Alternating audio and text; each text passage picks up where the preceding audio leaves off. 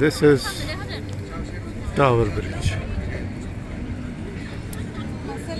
River Thames पर है tower bridge. खूबसूरत। ये टावर खुल भी जाता है वक्त ज़रूरत। और ये जो इसमें ये टावर नज़र आ रहे हैं, इसमें अंदर जाकर नज़ारा किया जा सकता है। इस वक्त बंद है और शाम को ये बंद कर दिया जाता है, इसलिए हम अंदर से नहीं देख सके।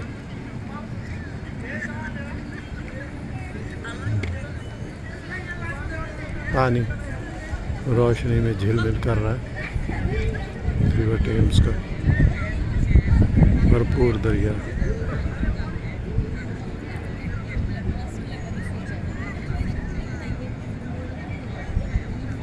बहुत खूबसूरत मंजर, ठंडी हवा।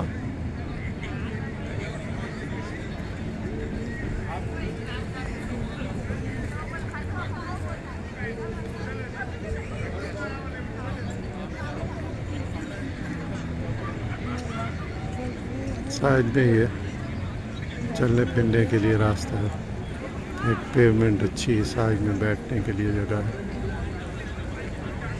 थक जाओ तो बैठकर बातें करो, रिफ्रेशमेंट और अगर कुछ करना। River Thames London bridge.